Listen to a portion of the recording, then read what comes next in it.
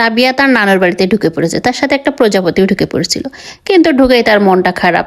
সে এখানে এসে তার আন্টি আনিশা আন্নির সাথে খেলে, কিন্তু আনিশা আন্নি আত্মীয় বাসায় বেড়াতে গেছে। তাই কি আর করা, নানুর বাড়ি সে ঘুরে ঘুরে দেখছে এখানে সুন্দর একটা জবা ফুল ফুটেছে। সে আমাকে বলছে, মা জবা ফুলটা অনেক সুন্দর। হাই এভরিওয়ান, আসসালামু আলাইকুম। কেমন আছেন সবাই প্রিয় ভাই ও বোনেরা? আলহামদুলিল্লাহ আমরা আল্লাহর রহমতে ভালোই আছি।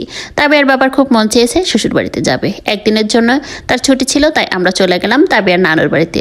যেতে যেতে একটু সন্ধ্যা মতো হয়ে গেল, যেই সবাই অনেক ক্ষুধার্ত ছিলাম, তাই খাইতে বসে গেলাম। ডিম, সাদা পোলাও, সাথে গরুর মাংস, এই তো সবাই আমরা খাওয়া দাওয়া করে নিচ্ছি। খাওয়া দাওয়ার পরে তাবিয়ার বাবা তো ক্লান্ত, অত দূর জার্নি করে গিয়েছে, তো সে তো রীতিমতো শুয়ে পড়েছে। তারপরের দিন সকালে উঠে, সকালে ছিল আমাদের সিটে রুটি আর মুরগির মাংস। তাবিয়া আবার গ্রামে ঘুরতে যাবে আমাদের পুরানো বাড়িতে। তো সকালবেলায় উঠে এই যে সবাই মিলে খাওয়া দাওয়া করতেছি, এখানে চিটি রুটি আর মুরগির মাংস। আমার ছেলে আতিফ ও খাচ্ছে, ওর মামা খাচ্ছে, ওর বাবা খাচ্ছে, সবাই একসাথে খাওয়া দাওয়া করা হচ্ছে। এটা অনেক মজার একটা খাবার, যশোরের ঐতিহ্যবাহী খাবার চিটি রুটি আর মুরগির মাংস।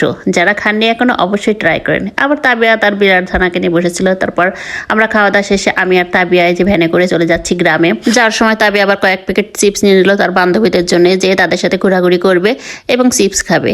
কিন্তু দুর্ভাগ্য তার আনিশা আন্নি বাসায় নেই। তারপরে ওই যে যাচ্ছি, কত সুন্দর দেখেন মনোরম পরিবেশ। আমাদের গ্রামটা অনেক সুন্দর, রাস্তা সাইডে একপাশে খাল আছে, যাইতে যাইতে দেখেন কত সুন্দর হাঁস এখানে গোসল করতেছে মনের আনন্দে। তারপর যে দেখি গাছ থেকে শিউলি ফুল পড়ে আছে, আমি আবার কয়েকটা কুড়িয়ে নিলাম। যেহেতু তাবিয়ার রীতিমতো মন খারাপ, সে শুধু সবার দিকে ঘুরে ফিরে দেখতেছে, আনিশা আন্নি নেই। ওদিকে মায়েশাকেও খুঁজে পাওয়া যাচ্ছে না, কোথায় গেল কোথায় গেল। সে চারিদিকটা ঘুরে ঘুরে দেখতেছে। এই বাসার ভিতরে দুইজন খুব মনের আনন্দে খেলা করে বেড়ায়। এই যেখানে দোলনা আছে, দোলনায় দুইজন বসে বসে দোল খায়। দোলনার পাশে আবার সুন্দর কমলা গাছ আছে, দেখেন কত সুন্দর কমলা হয়েছে। এই গাছটা আমার অদ্ভুত সুন্দর লাগে, মানে যখন কমলাগুলো পেকে পেকে থাকে, মানে দেখেন কত সুন্দর একটা মানে কমলা হয়ে আছে গাছে। এক কথায় ফলন্ত গাছ হলো বাসার সৌন্দর্য। আমি আবার একটা তাবিয়াকে ছেড়ে দিচ্ছি, নাও এটা তুমি খাও, এটা হলুদ হয়েছে, পেকেছে। সে একটু দোলনায় চড়বে, তো আমি তাকে দোলনায় বসিয়ে দিলাম। সেই যে মনের আনন্দে দোল খাচ্ছে। চারিদিকটা এত সুন্দর মনোরম একটা পরিবেশ, তারপরে মাঝখানে একটা দোলনা থাকলে আর কিছু লাগে? ঘুরবেন ফিরবেন, যেয়ে বসে বসে একটু দোল খেয়ে নেবেন।